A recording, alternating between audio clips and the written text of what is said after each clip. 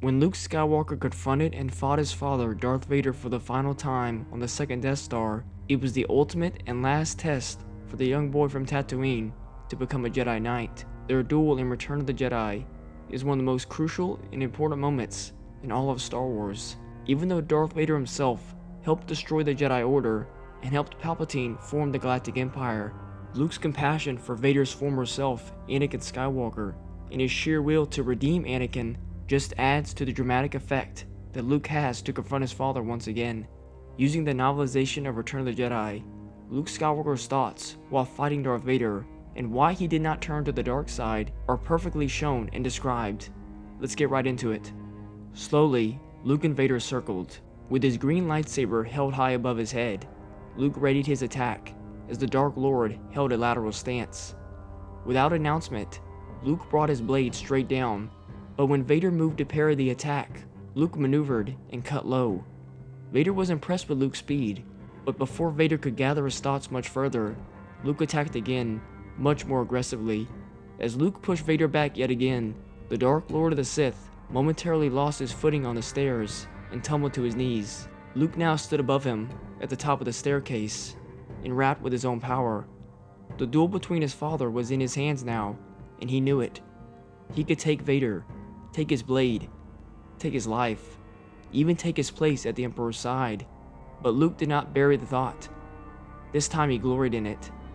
So much so that it made him feverish. Luke had the power, and the choice was his. And then another thought suddenly emerged. He could destroy the Emperor too, destroy them both, and rule the galaxy, avenge and conquer. It was a profound moment for Luke. It even made him dizzy. But Luke did not recoil, and instead he took one step forward. The Emperor watched joyously as he goaded Luke to revel in his darkness, and told Luke that he should let the hate flow through him. Luke faltered a moment, then realized what was happening. He was suddenly confused again. What did he want? What should he do? Luke took a step back, lowered his lightsaber, and tried to drive the hatred from his being. "I will not fight you, father," Luke said. Vader then quickly threw his crimson blade, and it sliced through the supports, holding up the gantry on which Luke was perched on. Luke tumbled to the ground, and then rolled down another level.